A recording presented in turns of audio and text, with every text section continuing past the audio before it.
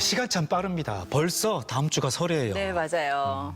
하지만 올해는 코로나19 때문에 예년과는 다르게 좀 차분한 설 명절이 될 것 같습니다. 네, 맞습니다. 그래도 설 하면 왠지 모르게 설레고 기다려지는데요. 과연 북한의 설 맞이 풍경은 어떨까요?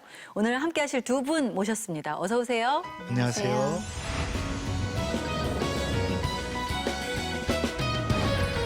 예전에는 설을 앞두고 고향에 내려가는 표 구하려고 그냥 전쟁이 있었잖아요. 그렇죠. 기차표는 사실 하늘의 별 따기고요. 그렇죠.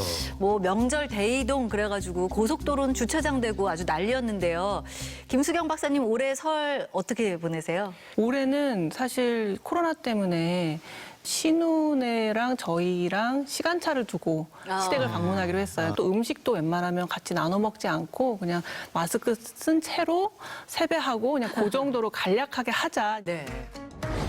올해 북한 달력을 보니까 우리처럼 2월 12일이 설 명절이라고 돼 있더라고요. 그런데 설 당일 딱 하루만 빨간 날이네요. 지난해는 음력설을 3일 휴식을 줬습니다. 빨간 날 표시는 하루가 돼 있는데 사흘을 쉬었다는 네, 거예요? 그렇죠. 이제 북한이 2003년 이제 그 민속 명절을 장려할 때에 대한 그런 지시가 있으면서 사람들한테 차츰차츰 이제 음력설 이런 민속 명절들을 좀 세게하고 있는데 대부분 올해도 음력설은 한 3일을 세지 않을까 싶습니다. 근데 설 하면 무엇보다 이 아이들이 제일 신나는 날 세뱃돈 때문이죠. 저는 뭐 굉장히 커서까지 세뱃돈 다 받았거든요.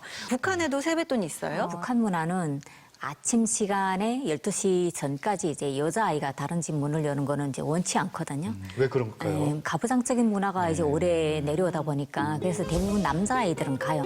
오후 시간에는 이제 자유롭게 왔다 갔다 하는데 90년대 후반부터 2000년대 이때는 들어가면 떡이나 뭐 그 집에서 했던 특별한 음식 이런 거를 이렇게 싸서 주거나 이제 상을 차려서 먹게 했는데 2007년, 2008년 이때는 저희 동네에서는 돈을 줬어요. 액수가 작은 단위의 돈을 한 몇 장 해놓고 애들이 오면 줘야 되니까 그런 걸 주기도 했죠. 네. 세뱃돈 받는 아이들은 신나겠지만 또 어른들은 또 빳빳한 또 현금을 또 준비해야 되고요. 또 설 음식도 장만해야 되잖아요. 그런데 올해는 설 차례상 비용이 만만치 않다고 합니다. 최근에 쌀 가격도 오르고요. AI 확산으로 계란 한 판 가격도 껑충 뛰었죠. 계란이 되게 만만하게 반찬으로 쓸 수가 있어서 맞아요. 아주 많이 사놓고 자주 쓰는데 이번에 계란이 너무 비싸가지고 2개 살 거 하나 사고 이제 그렇게 되더라고요. 그 밖에 설 성수 품목을 조사해 봤더니 지난해보다 14%나 올랐다고 하는데요. 북한은 요즘 시장 물가 어떻답니까? 북한도 이제 코로나 시기에 맞춰서 무역이 다 중단되고 이러다 보니까 수입품 같은 경우는 지난해에 비해서 배로 오른 것도 좀 있고요. 이제 밀가루라든가 설탕이라든가 이런 게 올랐기 때문에 대부분 밀가루 같은 경우는 집에서 농사지은 밀을 이제 가루내서 이제 쓰기도 하고요. 반면에 낮아진 그런 그 물품들도 있더라고요. 남성분들이 제일 좋아하는 담배죠. 담배 가격은 엄청 내렸더라고요. 북한에서는 담배를 선물을 한다면서요? 저 담배는 뭐 보통 때도 선물이지만 명절 때는 더 좋은 선물이 되죠. 선물을 담배를 한다는 게 좀 사실 선뜻 받아들여지질 잘 근데 않거든요. 우리도 예전에는 고급 술이나 담배를 선물 많이 했잖아요. 담배라는 게 그걸 다 피우라고 선물해 주는 것도 있지만 담배가 뇌물로도 아주 자주 쓰이고 약간 네. 현물이지만 현금과 바로바로 이제 바꿔지는 수준의 그런 가치가 있기 때문에 아마 담배가 그렇게 각광받는 선물이 아닐까 하는 생각이 듭니다. 네, 우리도 보면 시대에 따라서 설 선물도 많은 변화를 거쳤는데요. 어떤 선물들이 있었을까요? 네, 1970년대 인기 설 선물은 바로 설탕이었다고 합니다. 설탕, 설탕을 선물하다니 의외의 선물인데요. 박사님, 왜 설탕이 인기였어요? 60년대, 70년대면 이제 전쟁 이후에 굉장히 물자도 부족하고 먹을 것들이 없는 상황이다 보니까 설탕이라던가 뭐 식용유라던가 뭐 조미료라던가 없으면 안 되는 항상 사용하게 되는 물건들, 그중에서도 먹거리 위주의 그런 선물들이 굉장히 인기를 끌었습니다. 네. 그리고 말씀하셨던 식용유, 조미료 말고 또 화장품도 인기 선물이었고요. 70년대부터 이제 공장 산업화가 되면서 화장품이라던가 아니면 뭐 치약이라던가 뭐 샴푸라던가 이런 공산품들이 굉장히 인기 있는 선물이었습니다. 네. 그리고 80년대부터 건강 관련 선물 세트가 등장했고요. 최대 히트는 참치 선물 세트였죠. 그리고 90년대 들어서서는 상품권이 선물로 등장했고요. 2000년대 들어서서는 기프티콘 선물도 많아졌다고 합니다. 네, 맞아요. 요즘에 이 북한에서 가장 인기 있는 설 선물 그러면 뭐가 될까요? 사실 뭐 2000년대 초반 이럴 때까지만 해도 저도 이제 부모님한테 선물을 드릴 때는 사탕 과자가 기본이었거든요. 갈 때는 뭐 사탕 뭐 1kg 아니면 뭐 과자 5kg 뭐 이렇게 사가지고 갖다 드렸었는데 지금은 역시 이제 한국과 마찬가지로 이제 현금이 이제 1번 순위를 네. 차지하고 있고요. 그리고 가정의 생활력에 따라서 뭐 패딩을 갖다 드리는 그런 부분도 있고 신발도 있어요. 이제 겨울 같은 때는 북한은 솜신 같은 것도 선물을 하고 그리고 이제 또 고급한 술, 이제 지역에 없는 그런 좀 특산품들 있잖아요. 그런 걸 선물로 하죠. 크게 다르지 않고 좀 비슷하다는 생각도 드는데 그런데 사실 선물이라는 게 원래 고마움을 표시하는 거잖아요. 그런데 이게 뇌물로 좀 변질되는 경우가 가끔 있고 좀 문제가 되고 그렇잖아요. 뭐 직장 상사라던가 상하 관계에 있는 사람이 아랫사람이 윗사람한테 이제 고가의 선물을 하게 되면 이게 선물인지 뇌물인지 애매해지는 거죠. 그래서 그 김영란법이 네. 이제 생겨서 5만 원 이상 혹은 농축산물은 10만 원까지만 가능하는데 지금 코로나 때문에 그 액수가 좀 상향돼서 20만 원까지는 뭐 가능하다고 하는데 좀 안타까운 것 같아요. 마음을 전하는 부분이 분명히 있는 건데 또 변질된 부분도 분명히 있기 때문에 사회가 부정부패 없이 좀 깨끗하게 돌아가려면 어쩔 수 없이 이런 법이 만들어지는 측면도 있는 것 같습니다.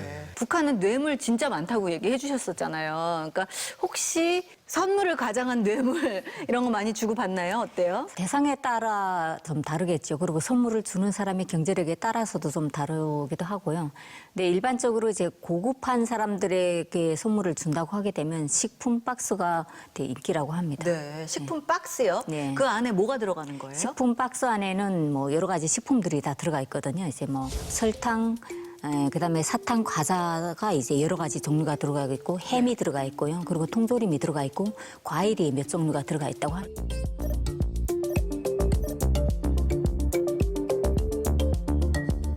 그 정도는 뇌물이라고 하기엔 좀 약하지 않나요? 그냥 일반 선물 같은데요? 근데 북한에서는 실제 돼지고기 통조림 하나가 엄청 비싸거든요. 그 통조림이 돼지고기 통조림이 육류 통조림이 2개가 들어가 있고 뭐 오리오 통조림이 뭐 한 2개가 들어가 있고 이러면 통조림 값만 해도 비싸거든요. 일반 뭐 식사 때 사용하는 거는 좀 어려우니까 그럴 때 선물로 들어오는 건 정말 좋아하죠. 참 별개다 들어가는 뭐 식품 종합 선물 세트 같습니다. 맞아요. 그런데 이렇게 선물 준비를 끝내면 또 설 음식도 준비해야 되잖아요. 설 음식 하면 제일 먼저 떠오르는 게 떡국인데 북한 주민들도 떡국 먹나요? 사실 북한에서는 떡국을 잘 안 먹었거든요. 그러니까 설 명절에도 송편을 만들어 먹었어요. 설 명절에 떡국을 먹는 거는 한 1, 2년 전부터 북한이 이제 광고를 많이 하죠. 떡국을 많이 먹어야 된다는 걸. 그러면서 요새는 떡국을 먹고 있다고 합니다. 네. 이 떡국 한 사발을 다 먹으면 나이가 1살 불어난대요. 뭐 지역에 따라서 차례상에 올라가는 음식이 다르긴 한데요. 북한에서 꼭 빠지지 않는 게 있나요? 다 가정마다 다를 수는 있습니다. 근데 정말 어느 집이라 없이 어느 지역이라 없이 꼭 올라가는 거는 북한 말로 지짐이 올라가는 거죠. 북한에서는 기름 냄새가 나야 이제 귀신이 온다고 하거든요. 그래서 대부분 녹두전이라든가 뭐 밀가루전, 네. 뭐 두부에다 밀가루 묻혀서 두부전 이렇게 하고요. 한국처럼 뭐 동그랑땡 그다음에 산적 이런 거는 안 하죠. 사실 이 전 부치는 게 쉽지가 않거든요. 이게 전 부치는 것 때문에 맨날 며느리들이 신경질이 나는 거거든요. 어때요? 전이라는 게 굉장히 공정이 복잡합니다. 맞아요. 이게 그냥 간단히 붙일 수 있는 게 아니고 재료를 섞어가지고 그걸 다져서 모양을 만들어서 계란물을 입히고 아주 복잡하거든요. 네. 또 이게 기름 냄새가 엄청나요. 전을 맞아요. 붙이다 보면. 그래서 막 어질어질할 정도인데 여성들만 이제 부엌에서 전 부치느라고 이제 괜히 고부간의 갈등도 생기고 하니까 그런 부분들이 좀 개선돼야 될 것 같아요. 네. 그러니까 노동 중에 노동이 전 부치는 건데 그래서 요즘에는 많이 사 드시죠. 요즘 그 명절 한 직전쯤 되면은 이제 반찬 가게나 그런 데서 전을 엄청 많이 붙여놓더라고요. 근데 정말 제가 붙인 것보다 훨씬 예쁘고 색깔도 훨씬 좋아서 굳이 그렇게 어렵게 만들지 말고 그냥 몇 가지 마음에 드는 걸로 사 먹어야겠다 이런 네. 생각이 들더라고요. 그래요. 어쩌면 그게 현명할 수도 있습니다. 북한은 어때요? 북한도 요즘은 좀 변화가 있습니다. 그러니까 예전에는 자재 절약, 이제 결국 돈 절약을 한다는 의미에서 다 자재를 사다가 집에서 본인들이 다 만들어서 했었는데 지금 북한은 명절 시즌이 되면 이 상에 뭐가 필요한지를 장사꾼들이 미리미리 알아가지고 뭐 전문하는 장사꾼들은 전을 하고 떡 장사는 떡을 해서 놓고 팔고 국수 장사는 국수를 놓고 팝니다. 그렇기 때문에 가사 노동이 사실 예전보다는 상당히 줄어든 상태라고 합니다. 예, 사실 남한에서도 아직도 어떻게 차례 음식을 사서 하냐 정성이 중요한데 이렇게 하시는 분들이 있거든요. 근데 북한에서 그런 변화가 있다라는 게 상당히 좀 의외입니다. 그래서 사실 그 차례 음식은 정성이다라고 말씀들을 하시는데 사실 그 정성이라는 게 노동력이잖아요. 네. 근데 여성의 노동력이 북한에서는 어쩌면 더 중요할 수도 있어요. 왜냐하면 여성이 생계를 책임지기 때문에 여성이 그 노동할 수 있는 시간과 그 노동력이 굉장히 중요해서 그걸 전부 치는데 쓰지 말고 차라리 뭐 장마당에 가서 뭘 팔거나 경제활동을 하면서 얻을 수 있는 돈이 더 많기 때문에 오히려 북한에서도 여성의 노동력을 더 아껴서 그걸 또 경제 발전에 사용하게 하는 그런 식의 변화가 있고 그래서 앞으로 제 생각에는 외식 산업이라던가 이렇게 반찬을 뭐 만들어서 판다거나 이런 것들이 북한에서도 굉장히 유행할 가능성이 있다는 생각이 들어요. 네, 박미진 기자님 어때요? 북한도 확실히 이 설 명절 음식 준비 여성들이 거의 하죠? 거의 여성들이 몫이죠. 그리고 음식을 남성들이 한다는 거는 좀 힘든 것만. 떡을 이제 찰떡을 치거나 이렇게 힘이 드는 그런 부분만 남자들이 하고 대부분 뭐 이렇게 만들고 집에서 이제 부뚜막에 앉아서 이렇게 음식을 만드는 거는 여성들이 몫인 거예요. 그러니까 네. 여성들은 사실 저희 때도 그렇지만 지금도 그렇지 않을까 싶어요. 이제 내가 만들어서 온 식구가 다 즐겁게 먹으니까 저는 힘든 걸 모르고 그러니까 북한은 또 고부갈등이라는 것도 별로 이제 눈에 띄지 않으니까 그러니까 뭐 괜찮은 명절이지 않을까 싶습니다. 그러게요. 네. 그래도 같이 해야죠. 그렇죠. 그 재미도 있으니까요. 다가오는 설 명절만큼은 남북한 주민 모두 씨름을 내려놓고 즐겁게 보내셨으면 합니다. 네, 오늘 도움 말씀 주신 두 분 고맙습니다.